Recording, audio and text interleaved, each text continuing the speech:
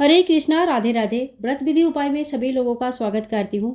कार्तिक के महीना आने वाली है। कार्तिक के महीने में हम सभी लोग कुछ ना कुछ नियम जरूर लेते हैं और पूरे कार्तिक के महीने में उस नियम को संपूर्ण करते हैं।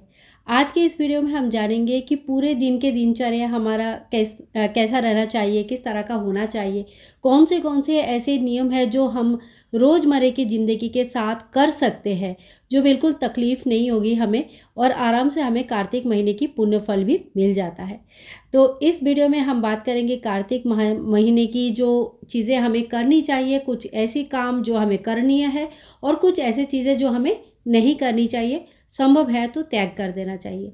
और साथ ही में बात करेंगे कि कार्तिक महीने में 5 ऐसे पौधे हैं जो हमारे घर में ज़रूर होना चाहिए, और अगर 5 नहीं है तो कम से कम 3 पौधे तो ऐसा होना चाहिए जो हमारे घर पर ज़रूर होना चाहिए कार्तिक के महीने में जल सींचने के लिए। इन पौधों को अगर जल सींचते हैं आप कार्तिक के महीने में, सच मानो बहुत ज़्यादा पुण्यफल की प्राप्ति होती है। कार्तिक के महीना दामोदर महीने के नाम से जाना जाता है। भगवान श्री कृष्ण को, भगवान विष्णु नारायण को बहुत प्रिय होते हैं और इस समय भगवान कान्हा जी की कोई भी स्वरूप के अगर आप पूरे महीने भर संकल्प लेके पूजन करते हैं तो आपका सभी प्रकार के सात्विक मनोकामनाएं पूर्ण हो जाता है। तो इस महीने में बहुत सारा तीज त्यौहार भी आते हैं, बहुत सारा तैयारियां भी होती है। तो लेकिन कुछ नियम ऐसे हैं जो हम आराम से अपने दिनचर्या के साथ ले सकते हैं, कर सकते हैं। तो देखिए, इस समय आप सुबेरे एक कार्तिक स्नान का नियम ले सकते हैं। कार्तिक स्नान कब किया जाता है? तो ये कार्तिक स्नान ब्रह्म मुहूर्त में किया जाता है। तारों के छाँव में ही स्नान कर लिया जाता है, ठीक है। सूर्य भगवान उगने से पहले ही आपको नींद से उठना है, अपना घर का साफ सफाई थोड़ी बहुत जितना भी करते हैं उतना कर लेना है, नित्य कर्म से निवृत्त हो जाइए। उसके बाद नहा धो के सबसे पहले सूर्य नारायण को जल चढ़ाइए। आपके घर में कुछ पौधे होना चाहिए, मैंने बोला आंवला, केला और तुलसी, पतवाड़ी लगाते हैं बहुत लोग, ठीक है। तो इस तरह के कुछ पौधे होना चाहिए, तो उन सभी पौधों को सींचना चाहिए। कान्हा जी की जो भी स्वरूप आपके पास है उनकी पूजन करना चाहिए। तो देखिए, जब आसमान में इस तरह से छोटे छोटे टिमटिमाते हुए तारा दिखते हैं, इसी समय हमें उठना चाहिए। बहुत लोग तारा भोजन के भी नियम लेते हैं, लेकिन ये नियम थोड़ा कठिन होते हैं। तो ये नियम आप देख लेना, आपके शरीर के हिसाब से आप ले लेना। नहीं तो कम से कम ब्रह्म मुहूर्त में जब आसमान में एकदम तारे दिख रहे होते हैं उस समय उठिए, स्नान आदि कर लीजिए।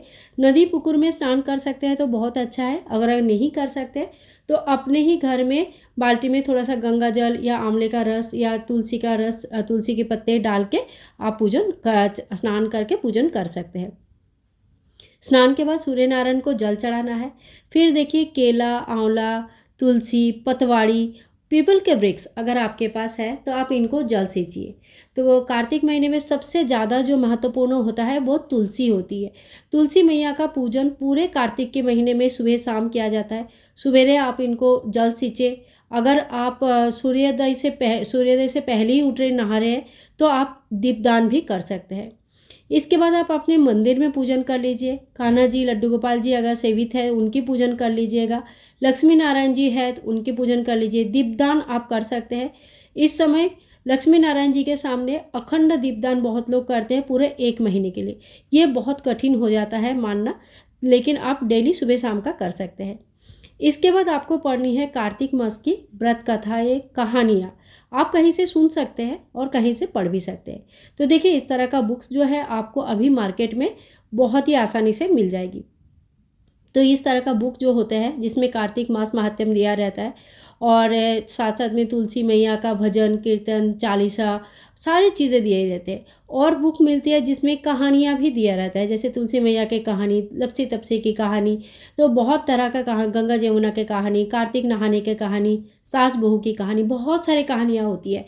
चिड़ा चिड़ी की कहानी जो अंतिम दिन में पड़वा के दिन पढ़ा जाता है, कार्तिक पूर्णिमा के अंतिम दिन में, ठीक है।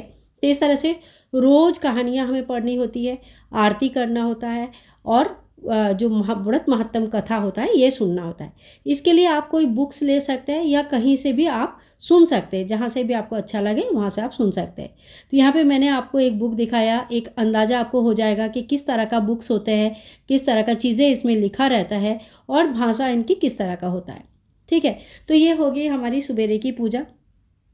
शाम के समय आपको जैसे ही सूरज ढलता है, शाम होने वाली होती है, तो संध्या समय जो होता है, इस समय आप देखिए माला जप का अगर नियम लेते हैं तो माला जप कर सकते हैं। माला जप आप चाहे तो सवेरे भी कर सकते हैं, ठीक है।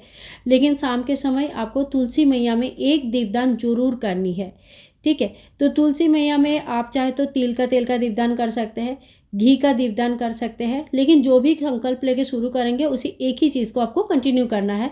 और तेल और घी मिक्स नहीं करना है कभी भी, दोनों चीज़ें एक साथ नहीं जलाया जाता है, ठीक है।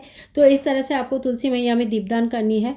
इस समय ठंडा बढ़ जाता है तो तुलसी मैया को थोड़ा सा कोई चुनरी से, कोई दुपट्टे से लपेट के रखिए ताकि ठंडे से तुलसी मैया को आप बचा सके, क्योंकि कहीं कहीं जो होता है, जैसे हमारे यहाँ पे भी बहुत ज़्यादा ठंडा होता है, तो इसमें जो हरी तुलसी होती है ना, वो बहुत ज़्यादा ठंडे से ख़राब होने लगती है, बहुत ज़्यादा ख़राब हो जाती है, ठीक है।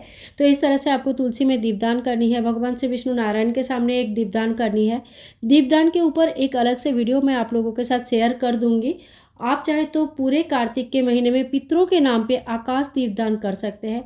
पितरों के आशीर्वाद अगर पूरे कार्तिक के महीने में हमें प्राप्त हो गया तो जीवन के बहुत सारे कठिनाई कम हो जाता है। तो इस समय आप एक नियम ले सकते हैं कि आप पितरों के नाम पे एक आकाश दीपदान प्रतिदिन करेंगे। ये दीपदान आपको घर के बाहर दक्षिण की तरफ मुंह करके, मतलब साउथ, जो घर का साउथ हिस्सा है उसमें आपको दीपदान करनी है और घर के बाहर करनी होती है। तो इस तरह से हमें कार्तिक के महीने में दीपदान करना चाहिए। घर में जो दीपदान होता है वो दहलीज पूजन होता है, तुलसी में दीपदान होता है, अपने घर के मंदिर में दीपदान होता है, जहाँ पे आपका जल रहता है जो उस घड़े में, वहाँ पे एक दीपदान आप कर सकते हैं। और दीपदान के ऊपर डिटेल्स वीडियो दूंगी ताकि आप लोगों को सारी चीज़ें समझ में आ जाए। अच्छा, इसके बाद देखो 5 पौधा मैंने बोला है कि ये 5 पौधा आपके पास ज़रूर होनी चाहिए। एक तो है तुलसी, अगर आपके पास तुलसी नहीं है तो आप तुलसी ज़रूर लेके आइए। कार्तिक के महीने में इन 5 पौधों को ना उखाड़ना चाहिए, ना इनकी जड़ से उखाड़ना कभी नहीं चाहिए। तो सबसे बेस्ट होता है कि आप कार्तिक शुरू होने से पहले इन 5 पौधों को अगर लाना चाहते हैं घर पे ला जाइए। और वीडियो को आप अगर बाद में देखते हैं तो आप इन पौधे जहाँ पे भी है, आपकी सोसाइटी में है, कहीं कोई मंदिर में है, तो आप वहाँ जाकर पूजा कर सकते हैं। दूसरा है केले के पौधा।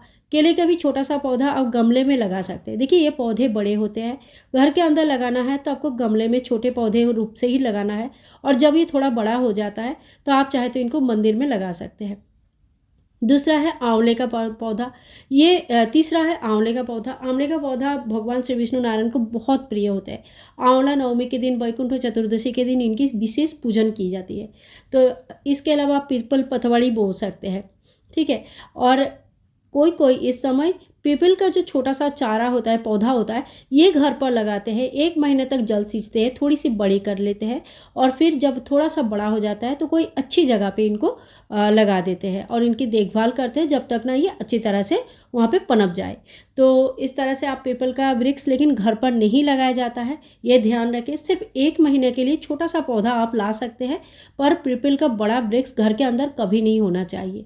तो ये बात बार बार बोल रही हूँ, ध्यान रखिएगा कि पीपल का वृक्ष अगर आप ला भी रहे हो, पतवाड़ी के साथ एक साथ छोटा सा एक चारा लाइए, 1 महीने तक पूजन कीजिएगा और 1 महीने के बाद उनको आप पतवाड़ी के साथ, पतवाड़ी का विसर्जन हो जाता है और पीपल का पौधे को आप किसी मंदिर के आंगन में या अपनी सोसाइटी या सोसाइटी के बाहर कोई अच्छी जगह पे लगा सकते हैं। देखो घर के अंदर कहाँ कहाँ दीपदान करनी है मैंने आपको बताया। घर के बाहर अगर आप दीपदान करना चाहते हो तो विष्णु मंदिर, शिव मंदिर या कोई भी मंदिर में आप दीपदान कर सकते हैं। ब्राह्मण के घर में, नदी किनारे, चौराही में दीपदान कर सकते हैं। कोई भी अंधेरा स्थान में दीपदान कर सकते हैं। पितरों के लिए आकाश दीपदान कर सकते हैं और अपने पूर्वज के लिए जो दीपदान होता है ये बहुत फलदायी होता है। दहलीज में दीपदान कर सकते हैं, गौशाला में दीपदान कर सकते हैं। तो देखो बहुत सारी जगह है और कोई भी अंधेरे स्थान पे भी आप दीपदान कर सकते हैं। तो आज का वीडियो यहीं पे एंड करती हूँ। दीपदान के ऊपर डिटेल्स वीडियो चाहिए तो प्लीज़ कमेंट करके लिखना, मैं कोशिश करूँगी पूरा डिटेल्स में आपको दीपदान के ऊपर एक वीडियो दे सकूं। मिलूंगी नेक्स्ट वीडियो में, तब तक के लिए कार्तिक की पूरी तैयारियां आप कर लीजिए। मैंने भी अपनी तैयारी कर लिया है, आने वाली है कार्तिक का व्लॉग, वो ज़रूर देख लीजिएगा। बाय बाय दोस्तों, टेक केयर।